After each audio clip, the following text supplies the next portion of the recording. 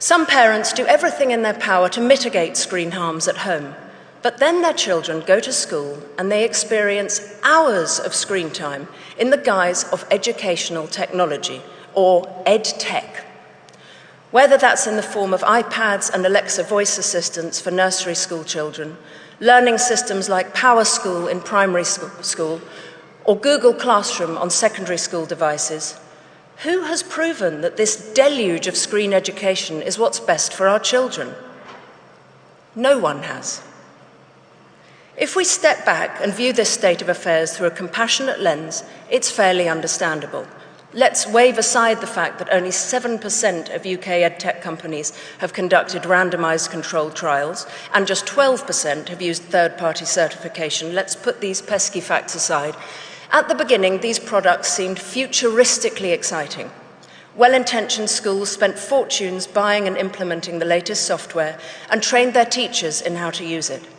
And some of the tools, like no more marking, have been helpful for teachers. But now we have better data on how tech is impacting pupils, so we must press pause and, in many cases, rewind. The Karolinska Institute in Sweden recently published research concluding that there's clear scientific evidence that tools impair rather than enhance learning.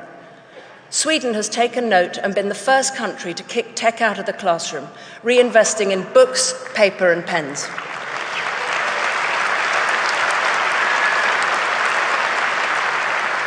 They had the courage to admit that EdTech was a failed experiment. Bill Gates himself said that devices have a lousy record in the classroom. Mark Zuckerberg went to a tech-free school in Boston. Steve Jobs didn't let his own children use iPads. UNESCO says moderation should be the key word relating to classroom tech use. The OECD found that most EdTech has not delivered the academic benefits once promised, and that students who use computers very frequently at school do a lot worse in most learning outcomes. Global test scores in maths, science, and reading are plummeting.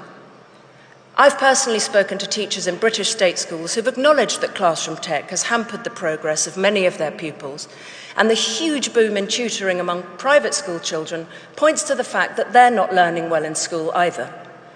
So why are we getting so overexcited about EdTech here in Britain? Why are we outsourcing executive function skills to a computer? Why are we allowing exam boards to take every subject online by 2030? All the emerging research should generate a pulling up of the drawbridge rather than the open-armed embrace that we're seeing.